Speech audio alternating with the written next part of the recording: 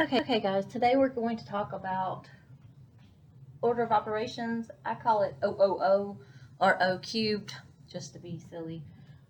So one thing I want you guys to think about is the PEMDAS, BIMDAS, but the best name for them is actually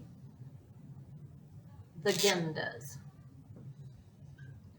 because this stands for grouping symbols, evaluate exponents, multiplication division. Remember, that is from when we're down to multiplication division. That means we do it from left to right. Addition and subtraction, again, from left to right. But again, GIMDAS because it's talking about grouping symbols. So let's start with example, or the BIMDAS, but I like to call them the GIMDAS because the first thing, even if it was parentheses or brackets, these guys are called brackets. It actually stands for any grouping symbol, so that also includes our absolute value signs.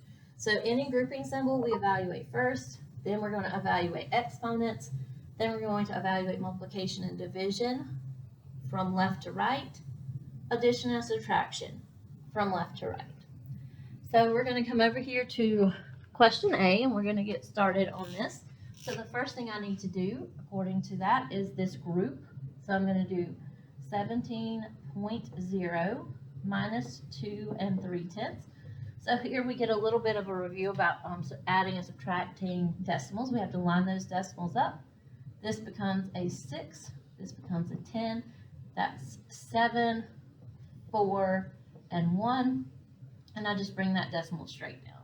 So I've started some of the work up here. I'm going to do 14 7/10 now. 8 times 14 7/10.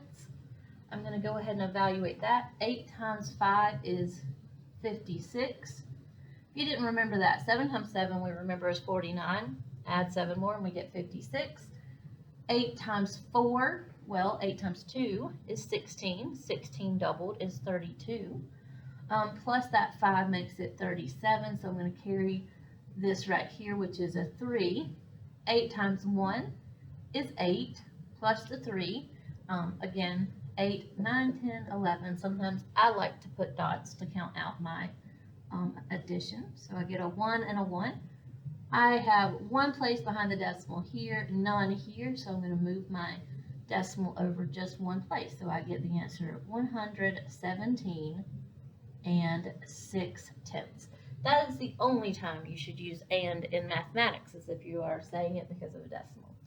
Question B. This one kind of looks straightforward at first, but what you guys have to understand is that there is a hidden set of parentheses around this part of the question and around this part of the question. So this could have been written as 14 plus 6 divided by 12 minus 7.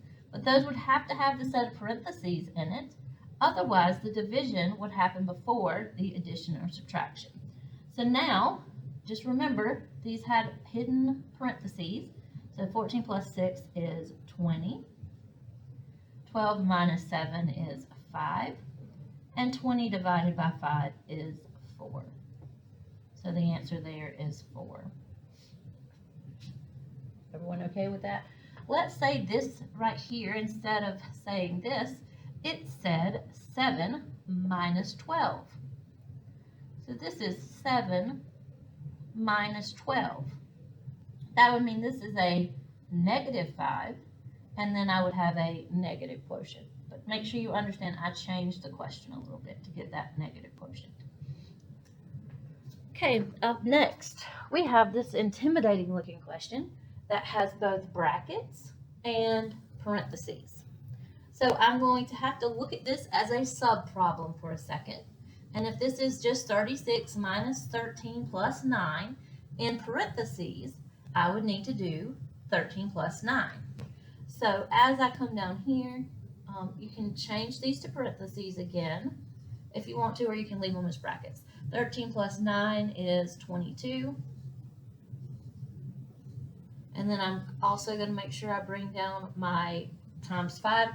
At this point, you could use the distributive property that we've talked about, but this one's actually easier if we do 36 minus 22. So just to be careful, let's come up here and do that subtraction. 6 minus 2 is 4. 3 minus 2 is 1. So I get 5 times 14. And again, I'm going to come up here and do 14 times 5. 5 times 4 is 20. 5 times 1 is 5, plus 2 is 7. So this equals 70. One thing that I would like to remind you guys to do is circle your answers, which I neglected to do in this first question. So let's do one more example. So here, grouping symbols includes this absolute value sign. So I'm going to find the absolute value of -5, which is 5.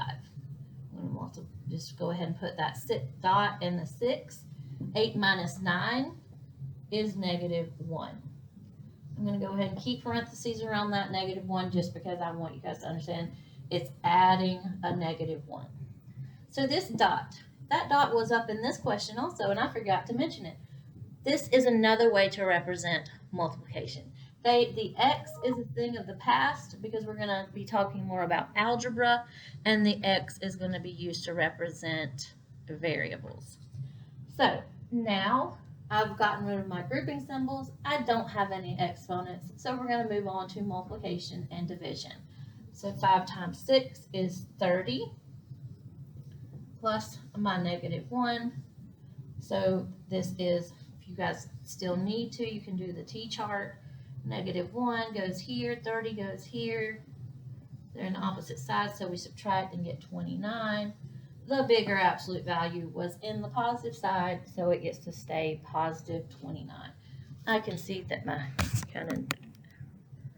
there you go. You can see the answer down here now, positive 29. So whenever I come back, I'm going to have a few questions up here that do involve exponents so that we can also practice with order of operation with exponents. Okay guys, as you can see, I've written 3 more examples on the board. We're again going to follow the GEMDAs. We're not really excusing any Aunt Sally's. I don't really like that saying, so there's that. So we have our 3 examples. I'm going to start over here with this guy.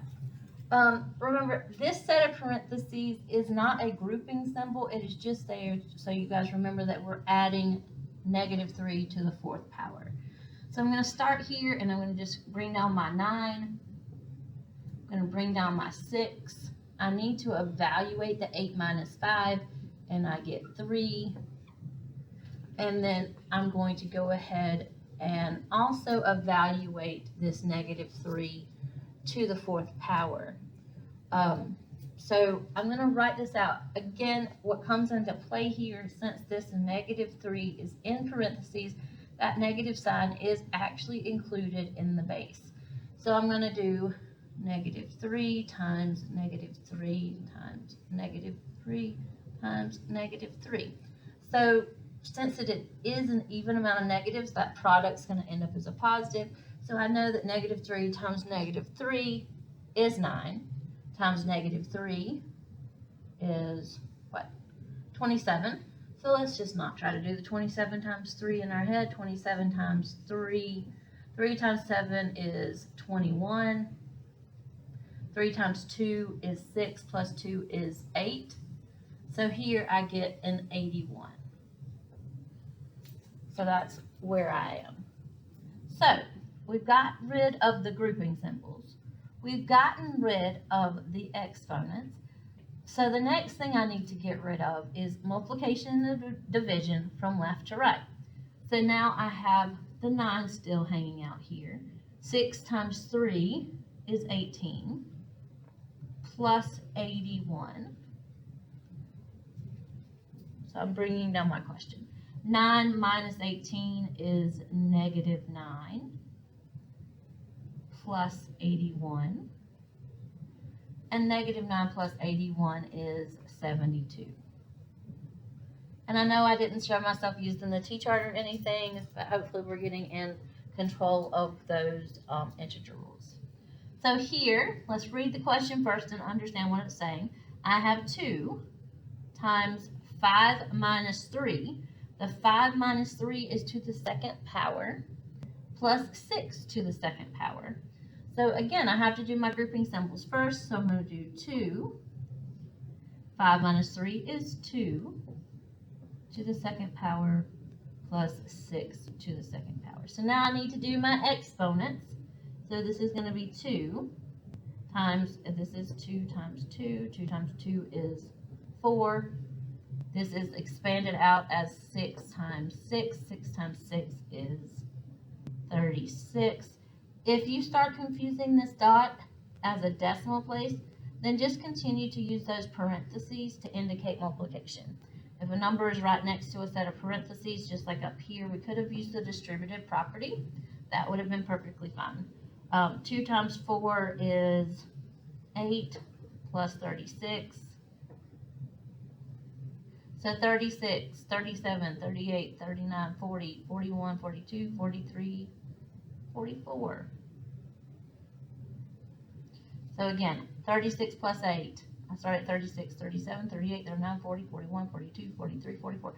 I honestly write my dots out pretty often whenever I'm subtracting or adding. It's just still a little crutch that I use even as a math teacher of many, many years.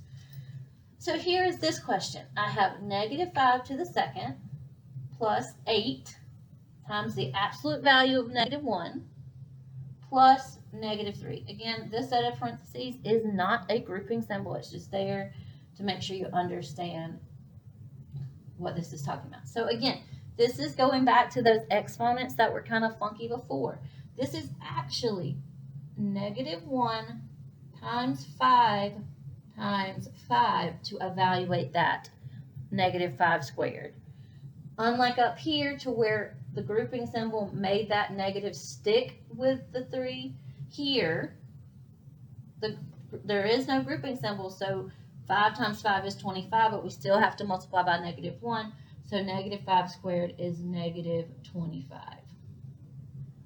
Plus, what's this absolute value of negative 1? It's positive 1, so we end up with 8 times 1, because again, if the 8 and the absolute value are right next to each other, it indicates multiplication. 8 times 1 is 8 plus negative 3. So now I'm going to use the commutative property to kind of think about this one. Commutative tells me I can move stuff around in multiplication and in addition. So it's easier for me to say negative 25 plus negative 3 plus 8, because I know I can just go ahead and add those two and get negative 28 plus 8. And then again, if you guys want to quickly see the t-chart, this 8 is positive, this 28 is negative. That means I'm going to subtract and get 20. The bigger absolute value was in the negative column, so it is negative 20. So I hope I didn't run through those examples too quickly, but just remember, even when we throw exponents in there, it is called GEMDAs. Grouping symbols include absolute value symbols, parentheses, and then also in like the last example, these guys right here are just like super parentheses. So they say, hey, let's look in this. This is a sub question. And if I have something like this, this is my sub question. I'm going to have to do this part first and then still evaluate the rest of it. So I hope this helped a little bit with order of operations and a little bit with order of operations, including exponents.